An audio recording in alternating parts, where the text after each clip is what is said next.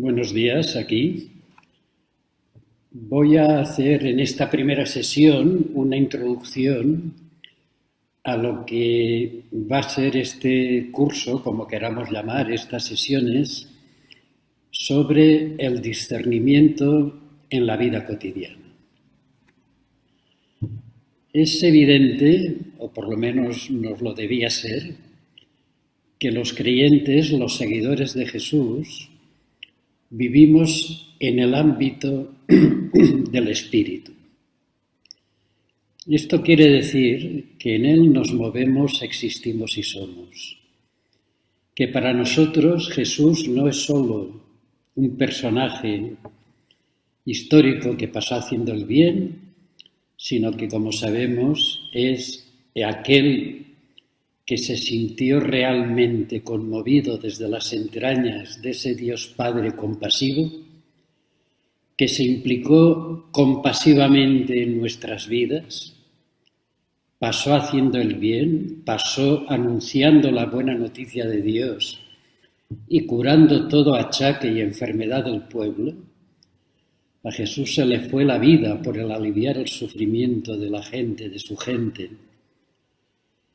Nos dio su vida, la cedió porque es amor hasta el final, y nos dio su espíritu para que nosotros podamos, para que nosotras y nosotros podamos, con ese espíritu que viene en auxilio de nuestra debilidad, como dirá San Pablo, podamos realmente también ubicarnos en la vida desde él y a su estilo, como dirá San Pablo, con sus mismos sentimientos.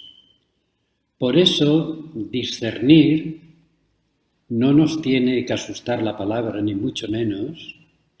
Discernir es esa sensibilidad para escuchar el paso del Señor por nuestra vida cotidiana. En Él nos movemos, existimos y somos. Y hoy, a pesar de las adversidades, porque el resucitado es el crucificado, no lo olvidemos, hoy es tiempo de gracia. Y en todo momento el Espíritu del Señor algo nos está diciendo. Por lo tanto, como iremos viendo en estas sesiones, discernir no es una técnica para tomar decisiones. Otra cosa es que nos clarifique criterios cuando tengamos que tomar alguna decisión en la vida, sino sobre todo discernir es aprender el alfabeto del corazón, decían en el antiguo monacato. Es aprender el lenguaje del espíritu, que no partimos de cero nunca, como ahora veremos. Es sensibilidad para escuchar, para percibir, para ver por dónde el Espíritu del Señor nos confirma, nos interpela, nos alienta, nos confronta. Y el discernimiento siempre es un proceso de libertad evangélica. Si el Papa Francisco está insistiendo tanto en el discernimiento, es porque la única manera de crecer en libertad evangélica es escuchar el paso del Señor por nuestras vidas. La persona que no discierne está abocada al sometimiento, a la servidumbre. Y no olvidemos que no hemos recibido un espíritu de siervos para recaer en el temor. Los temores paralizan, como también veremos. No somos siervos, no os llamo siervos, sois mis amigos. Y el resucitado a María Magdalena la enviará ya a sus hermanos. No solo nos llama amigos, sino hermanos. Por lo tanto, discernir, como veremos, es una sensibilidad, un estilo en el que estamos ya. Yo esto insistiré mucho. No partimos de cero, porque el discernimiento no es patrimonio de ningún carisma de ninguna congregación ni de ningún movimiento cristiano. El discernimiento es un don del Espíritu a la Iglesia, a la comunidad cristiana.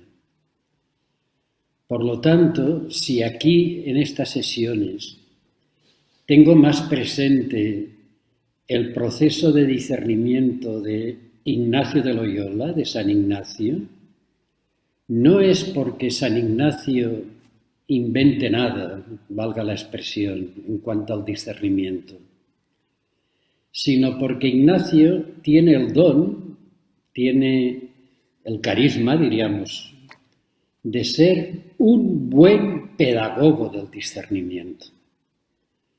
Pero todos los criterios de discernimiento que iremos viendo, que insisto que es estilo de vida, es sensibilidad, no es una técnica, discernir no es apriete en el ordenador control F1 y en pantalla le va a salir lo que usted tiene que hacer, sino que el discernimiento, como digo, es un don a todo bautizado. Ahora, es un don que debemos cuidar, que podemos cuidar, que podemos siempre estar creciendo continuamente. Por eso, discernir, como les digo, es camino de libertad evangélica. Y donde hay Espíritu del Señor, no solo hay libertad, sino donde hay Espíritu del Señor, siempre vamos a poder crecer, no solo, como digo, en libertad, sino en compasión y en limpieza de corazón, en gratuidad.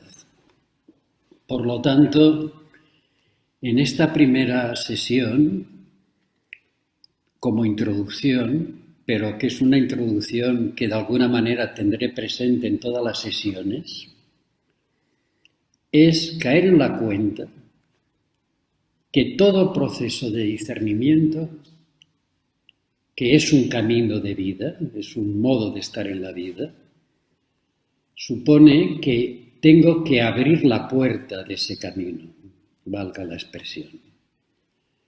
Y a mí me gusta decir que la llave para abrir la puerta del discernimiento, la llave para seguir en ese camino de libertad liberada, de entrañas compasivas, de sentido de justicia, de pacificación del corazón, supone vivir en acción de gracias. Y por eso, siempre que hablamos de discernimiento, se suele y solemos al inicio hablar de que esa llave que abre la puerta, digo la palabra, pero enseguida la explico porque es una palabra muy peligrosa. Las palabras cristianas, pues como venimos de muy atrás, para lo bueno y para lo malo, suelo decir, más para lo bueno, son palabras que tenemos muy malgastadas ya a veces, Y son palabras pues que no podemos prescindir de ellas, pero sí que hay que sanarlas, hay que redimirlas. Y la llave para entrar en esa puerta del discernimiento es lo que toda la vida hemos dicho y San Ignacio nos propone como examen de conciencia. El examen es una práctica de discernimiento. Pero, ¿qué pasa con el examen? ¿Qué pasa con el examinar la conciencia? Pues a mí personalmente, cuando entré jesuita hace 50 años, no me lo enseñaron bien, pero no por mala voluntad. Aquí no se trata de malas voluntades. Aquí se trata de caer en la cuenta pues que cada momento histórico tiene sus luces y sus sombras. Y en cada momento histórico somos más sensibles a unas realidades evangélicas y se nos pueden oscurecer otras. Porque el examen que a mí me enseñaron era medirme cada día con la imagen ideal de lo que yo debía ser. Yo entro en mi contexto, esto cada uno se lo puede aplicar a su proceso de formación y de iniciación cristiana. En mi caso ya vino dado por la familia, pero yo entré en la compañía de Jesús, entré jesuita, pues joven, entonces entrábamos muy jóvenes, con 19 años, 20, y a mí el examen de cada día me resultaba asfixiante. De tal manera que llegó un momento que yo no quise saber nada de esa palabra. Porque el examen era cada día, yo recuerdo cada noche, incluso a veces 2 veces al día, medirme con lo que yo debía ser y no soy. Yo en aquel contexto, yo debía ser un chico perfecto, que se levantara pronto al timbre y a la campana para orar. Repito, es mi experiencia, cada uno somos adultos, que se la traduzca. Yo tenía que orar sin dormirme en la oración. Incluso nos confesábamos de habernos dormido en la oración. Qué paradojas, ¿no? Cuando el mismo Salmo dice que el Señor da el pan a sus amigos mientras duermen, ¿no? Después yo no tenía que faltar a la caridad nunca. Tenía que ser siempre amable. No me podía irritar con nadie. Tenía que ser servicial las 24 horas del día. Entonces, claro, cuando cada día miras y repasas el día, pues te das cuenta que no te has comportado como debías comportarte. Y eso, claro, un día y otro día y otro día, termina dándonos una conciencia de que no somos lo que debíamos ser, que es frustrante y muchas veces desoladora y generadora de muchas angustias y muchas paralizaciones. ¿Por qué? Porque en el fondo el examen era medirme con lo que yo debía ser. Y yo, pues en aquel contexto, ¿qué quieren que les diga? Yo no soy San Luis Gonzaga, yo era Toni Català, con mis dones y mis sombras, como veremos. Entonces, claro, es asfixiante estar siempre con la conciencia de que no hemos terminado de ser lo que debíamos ser. Y esto, como digo, trae consecuencias, Estos años dando retiros, ejercicios, escuchando a mucha gente, religiosos, religiosas, padres de familia, líderes cristianos, laicos, laicas, gente buena, he conocido gente excelente que se han desvivido por el compromiso social en el barrio, que se han desvivido por la familia, que se han desvivido por la comunidad cristiana, gente buena, pero que en lo más interior de sí mismos, en lo más hondo de sí mismos, no han llegado a disfrutar de la alegría del Evangelio, sino que siempre quedaba ese pozo interior, como les digo, de que yo no he terminado de ser lo que debía ser. Claro, cuando eso lo llevamos no solo al territorio personal, sino que eso va configurando un modo de percibir la vida, de percibirnos. Entonces, ¿qué ocurre? Hombres y mujeres que no acabamos de ser lo que debíamos ser, en familias y en comunidades que no acaban de ser lo que debían ser, en una iglesia que no termina de ser lo que debía ser, en un mundo que no es lo que debía ser. Y así, sinceramente, no se puede vivir. Siempre con una sensación de asfixia, una sensación de no haber dado la talla, de no haber estado a la altura, con una sensación de no haberme comprometido como me debía de haber comprometido, con una sensación de no acabar de haber hecho por los hijos o por los padres lo que debía haber hecho, Y esto, repito, es importante, ¿eh? Es importante porque genera dinámicas interiores muy desoladoras. A mí me cambió la perspectiva el día que me ayudaron a entender, porque aquí nos ayudamos entre todos, me ayudaron a entender algo que tenía delante en la espiritualidad de San Ignacio. Y es cuando San Ignacio propone el examen de conciencia como camino de discernimiento. Como les digo, como esa llave que abre la puerta, es un modo de hablar, porque en ese camino estamos ya, como les digo, ¿eh? Es cuando caemos en la cuenta, o caí en la cuenta, que San Ignacio, cuando presenta el examen, dice, primer punto, dar gracias a Dios por los beneficios recibidos. Y ahí cambia la perspectiva. San Ignacio no empieza el examen de conciencia diciendo, mírate, mira tus defectos, mira tus fallos, anótalos, tenlos en cuenta. Por ahí no empieza San Ignacio. San Ignacio comienza invitando a la acción de gracias. San Ignacio empieza invitando a vivir con un corazón agradecido. Pero claro, para San Ignacio, la acción de gracias por los beneficios recibidos no es cualquier cosa.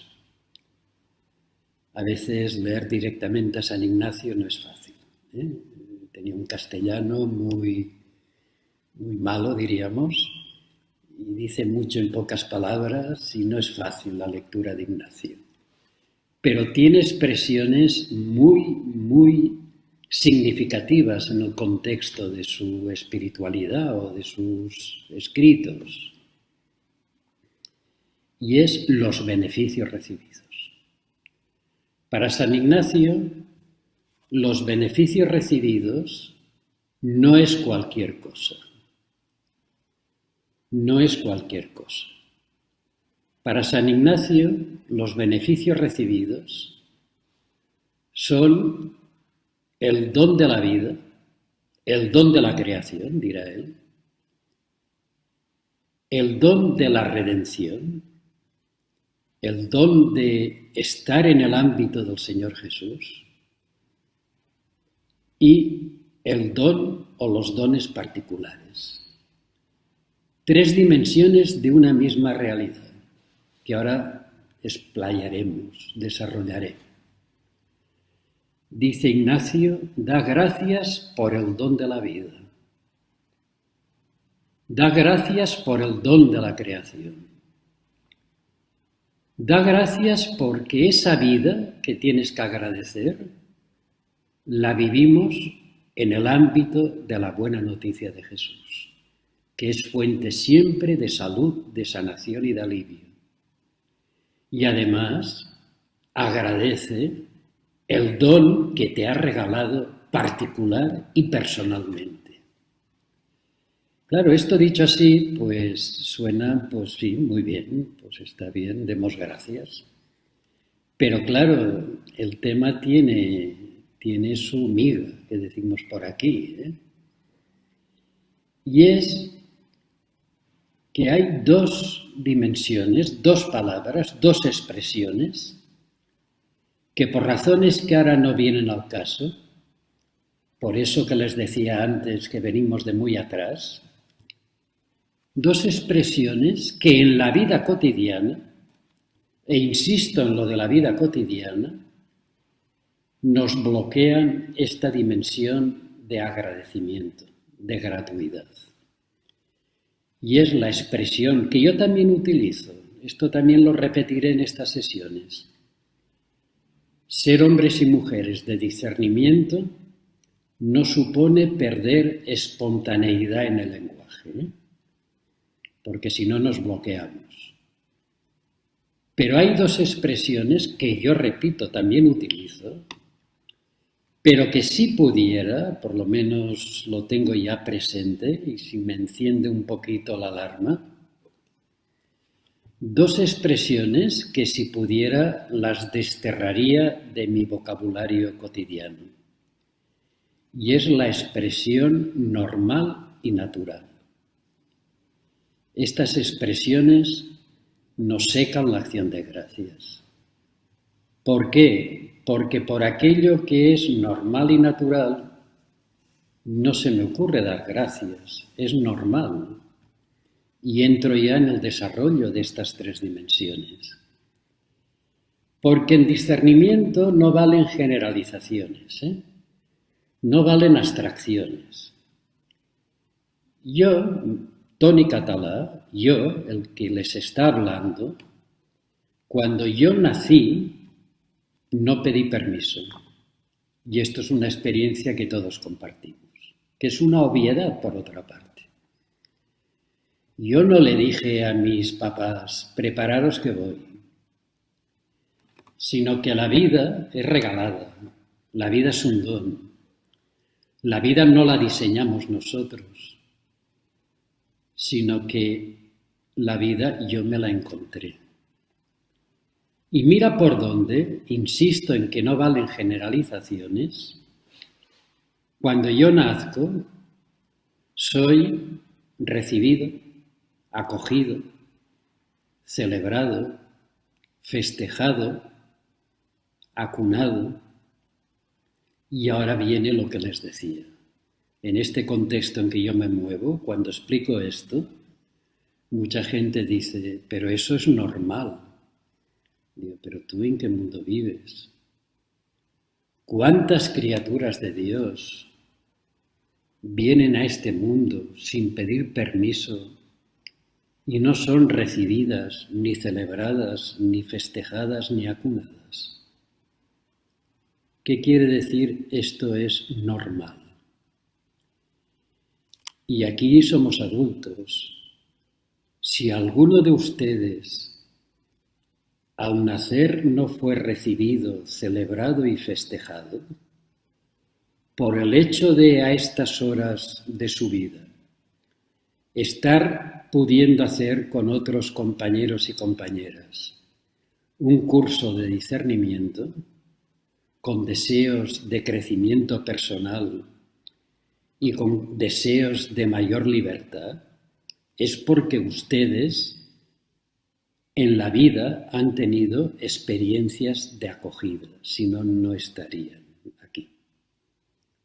Esto me parece muy hondo. Cuando digo ser acogidos, no me estoy refiriendo solo a la familia biológica, sino es hacer memoria, eso es examinar, de agradecer personas y situaciones que dentro de lo que es la adversidad muchas veces de la vida, yo me he sentido reconocido y acogido. Y esto tenemos que agradecerlo. Como ven, esto ya nos sitúa en una dimensión del discernimiento que va a marcar todas estas sesiones, que evidentemente me estoy refiriendo al discernimiento personal. En la última sesión daré pistas, porque eso nos llevaría hacia otras sesiones, sobre lo que podría suponer un discernimiento comunitario o eclesial. Pero a mí me gusta decir bien claro que si no hay destrezas en el discernimiento personal, no puede haber discernimiento comunitario. Por lo tanto, como ven ya, este dar gracias por la vida ya nos sitúa en un territorio estrictamente personal, porque cada biografía es única e irrepetible. Pero para poder ayudarnos y ayudar, es bueno que para que esto tampoco nos quede en abstracto, no olvidar que en las experiencias de acogida siempre se dan tres dimensiones, que simbólicamente, a mí me gusta utilizar tres palabras que la experiencia me da que ayuda, es que cuando hay vida acogida, cuando se da situaciones de sentirme acogido, es porque la vida es techo, pan y palabra. Cuando digo techo, es toda la simbólica de la acogida. Yo todos los días tengo un techo que me cobija. Es que esto es normal, digo, santo Dios. Pero aquí mismo en Europa, que a mí me da un poquito, mucho de vergüenza como europeo, y en la realidad de ustedes, ¿qué les voy a contar? ¿Cuántas criaturas tenemos a las puertas de Europa que no tienen donde reclinar la cabeza? Y la vida es el pan material y el pan de la cultura, los bienes concretos. Muchos o pocos, eso ahora es otro tema. Pero yo todos los días tengo pan que me alimenta. Repito, es que eso es normal, santo Dios. ¿Veis cómo esa expresión normal y natural nos puede paralizar? Y yo tengo todos los días palabra. Palabra es comunicación. Yo todos los días tengo gente que me dice buenos días. Y no pasa tiempo que no haya quien me pregunte cómo te va la vida, Tony, ¿cómo estás? Por lo tanto, si nosotros examinamos nuestra propia biografía, cuando sentimos que nuestra vida ha sido acogida, es porque ha habido techo compartido, pan compartido y palabra compartida. Repito, techo compartido, pan compartido y palabra compartida. Y no podemos caer en la trampa de considerar que aquello que vivo cada día es natural. Esto de natural también tiene su... Ya digo, por esas situaciones que venimos de muy atrás, culturalmente hablando, en cristiano. ¿Cuántas veces he oído dando ejercicios y hablas con la gente o en un es que esto no tiene ningún mérito, Tony, porque yo de natural soy trabajador. De natural. De natural. Si eres trabajador es porque te han educado en el valor del trabajo. Esto no lo podemos olvidar. Yo es que de natural soy bondadoso. De natural. O sea, tú naciste como un hongo bajo un pino, ¿no? Bajo un árbol. Cuidado con las expresiones, ya digo, sin perder la espontaneidad. Porque esta antropología es muy peligrosa. Yo antes de dedicarme a la teología y a la espiritualidad estuve 12 años en una ciudad aquí de España trabajando con chavales de la calle, viviendo en un barrio con chavales de 16, 17, 15 años. Y estas criaturas, muchas de ellas, sus padres estaban deshechos y muchas venían de un ambiente de prostitución. Entonces esas criaturas de natural no son criaturas de Dios. Entonces la acción de gracias es el agradecer continuamente el don recibido de la vida. Ahora después, en la segunda sesión, seguiré con este tema, porque aunque es de introducción, es una introducción que es clave para entrar en el ámbito del discernimiento.